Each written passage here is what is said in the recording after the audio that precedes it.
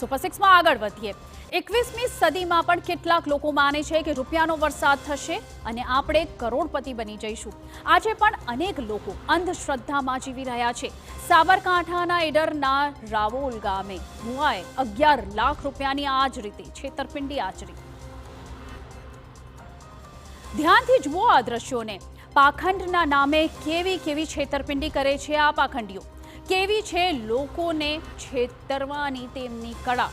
દ્રશ્યો જોઈને લાગે કે આ ખરેખર કંઈક એવું કરશે જે ડરવાની કોઈને પાસે તાકાત જ ન જે કરવાની કોઈની પાસે તાકાત નથી હોતી। આ પાખંડીએ પહેલા તો રૂપિયાનો વરસાદ કરવાનો દાવો કર્યો અને બરોબરના રૂપિયા પડાવી લીધા।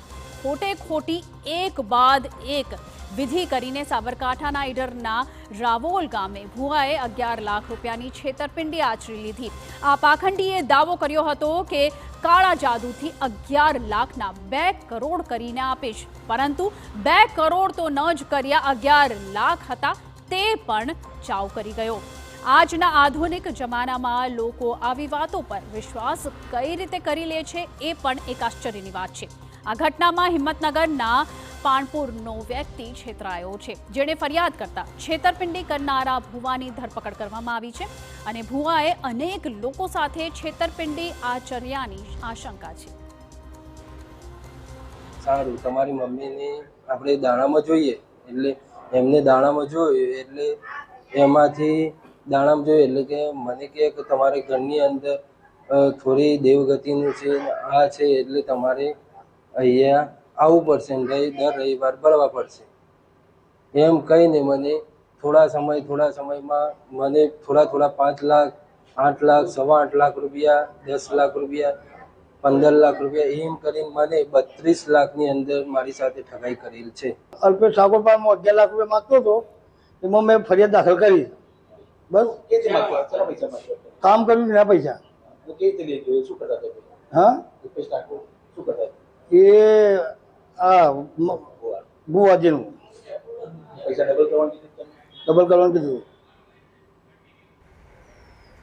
આટલું જ નહીં, પરંતુ ભોગ બનનાર લક્ષ્મણ સગરે પોતાની જમીન વેચી સાથે જ 7 બહેન અને મમ્મીના દાગીના વેચીને આ તાંત્રિક અલ્પેશ ઠાકોરને રૂપિયા આપ્યા હતા, જેના બદલામાં અલ્પેશ ઠાકોરે કરોડપતિ બનાવવાના સપના બતાવ્યા હતા।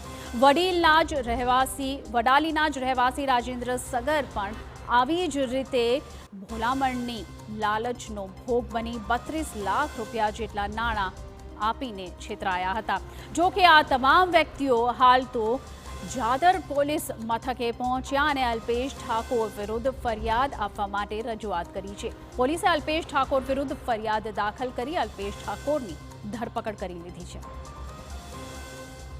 એમાં રાવોલ ગામ, ઈડર તાલુકાનું જે રાવોલ ગામ છે ત્યાંના અલ્પેશજી ઠાકોરજી કરીને એક વ્યક્તિ છે, જે ભૂતકાળમાં અને હમણાં સુધી બી ભુવાજી તરીકે એ કામ કરે છે અને એમણે એવું કીધેલું કે હું ચમત્કારિક કાળો જાદુ જાણું છું અને એકના ડબલ પૈસા કરીશ। એવી રીતે અમારી પાસે એક ફરિયાદી આવેલા તૌફિકભાઈ કરીને, જેઓના એમને 11 લાખ તમે મને આપો તો હું તમને એના 10 ગણા એટલે કે 2 કરોડ કરી આપીશ એવી લોભામણી એમને લાલચ આપી અને એમની એ ફરિયાદીની ફરિયાદ લઈને અમે આરોપી અરેસ્ટ કરેલ।